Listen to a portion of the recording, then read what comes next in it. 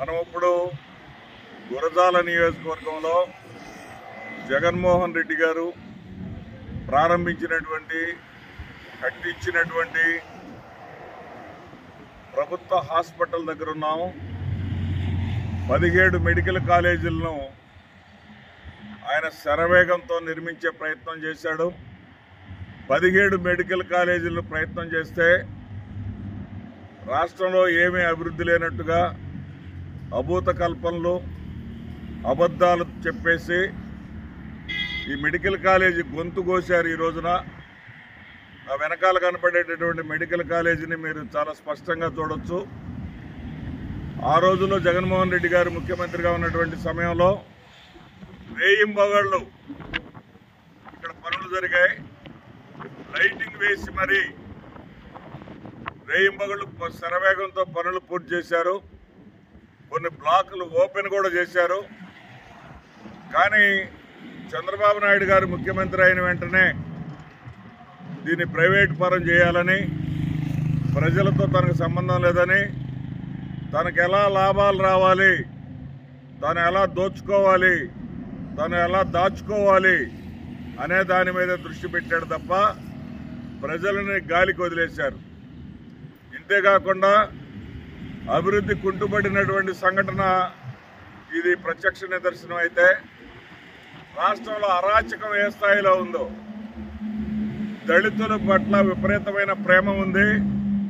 జగన్మోహన్ రెడ్డి గారు దళితులకు రావాల్సినటువంటి వచ్చేటటువంటి పథకాలన్నింటినీ మింగేశాడు అని చెప్పినటువంటి వీళ్ళు దళితుల కోసమే మేము ఒక స్త్రీ, ఒక దళిత మహిళ జోలి రావాలన్నా, వాళ్ళ పేరు ఎత్తాలన్నా సరే భయం పుట్టే విధంగా పరిపాలన ఉంటుంది అని మాయమాటలు చెప్పి అధికారంలోకి వచ్చినటువంటి వీళ్ళు 7 గుర్రాలపల్లి అనంతపురంలో పరిటాల రవి సొంత నియోజకవర్గం అది. ఈ రోజున ఆయన సతీమణి ఉంది అక్కడ.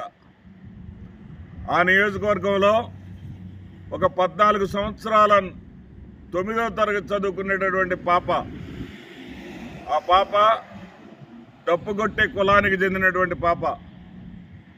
కూటమి ప్రభుత్వం అధికారంలోకి వచ్చిన వెంటనే డప్పు కొడుతూ ఆనందంతో అతని గుండాకి చనిపోయాడు. చనిపోతే అతని భార్య కాస్త అమాయకురాలు. ఆ ఇంట్లో ఉన్నటువంటి 14 సంవత్సరాల 9వ తరగతి చదువుకునేటటువంటి ఆ పసిపిల్ల మీద కామాంధుల కళ్ళుకు పడ్డాయి. 1 రోజు కాదు, 2 రోజులు కాదండి. అమాయకురాలైనటువంటి ఆ తల్లిని బెదిరించి మరి కళ్ళా కపడం తెలియనటువంటి ఈ పిల్ల మీద నిత్యం అత్యాచారం చేశారు. 14 మంది, 1 కాదు 2 కాదు, 14 మంది కొన్ని నెలల పాటు అత్యాచారం చేశారు. అది వెలుగులోకి రాలా. ఎందుకు వెలుగులోకి రాలేదంటే అమాయకురాలైన తల్లి చెప్పుకోలేదు, ఈ పాఠశాలకి వెళ్ళలేకపోతున్నటువంటి ఈ పాప చెప్పుకోలేదు. అయితే 7 నెలల గర్భం దాల్చిన తర్వాత తప్పనిసరి పరిస్థితుల్లో ప్రభుత్వ హాస్పిటల్లో చేరిస్తే ఆ విషయం బయటపడితే ఆ పసిపాప చెప్పుకుంది. మరి ఆ 14 మంది పేర్లు చెప్పింది. 14 మంది పేర్లు ఎవరైతే ఆ అమ్మాయిని ఆ విధంగా చేశారో వాళ్ళందరి పేర్లు చెప్పింది. రేపు ఆ బిడ్డ బతుకే ఈ రోజుకి దిక్కులేదు. ఆ బిడ్డ మరొక బిడ్డకు జన్మనిస్తా ఉంది. ఆ బిడ్డకి 14 మందిలో ఎవరు తండ్రి? మరి ఆడపిల్ల వైపు చూడాలంటే భయపడే విధమైనటువంటి పరిపాలన ఇస్తానన్నటువంటి చంద్రబాబు నాయుడు గారు అటు రాడు. ఉప ముఖ్యమంత్రి పవన్ కళ్యాణ్ నీతులు చెప్తాడు. బ్రహ్మాండంగా మహిళలంటే ఎక్కడ ఎనలేని గౌరవం అంటాడు. ఎంతమంది మహిళలైనా నేను ఆదరిస్తానంటాడు. అలాంటి ఆయన అటువైపు కూడా రాలేదండి. దళిత ముఖ్యమంత్రి, దళిత హోంమంత్రి వంగలపూడి అనిత, ఆవిడకి యోగాలో పాల్గొని స్టిల్స్ ఇచ్చేటటువంటి తీరుకుంది. కానీ ఆ దళిత ఆ పాపని పరామర్శించడానికి రాలేదండి. వీళ్ళంతా కాదు, ఆఖరికి అక్కడ ఉన్నటువంటి కలెక్టర్ కానీ ఆ జిల్లా అధికారులు కూడా అటువైపు వెళ్ళలేదండి.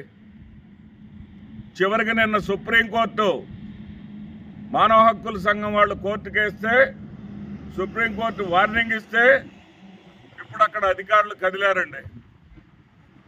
ఇది ఈ రాష్ట్రంలో అభివృద్ధి లేదు, అరాచకం రాజ్యం వెళ్తా ఉంది. ఏదైతే అబద్ధాలు చెప్పి అధికారంలోకి వచ్చారో వీళ్ళకి చరమగీతం పాడాల్సినటువంటి సమయం కూడా ఆసన్నమైంది. నమస్తే.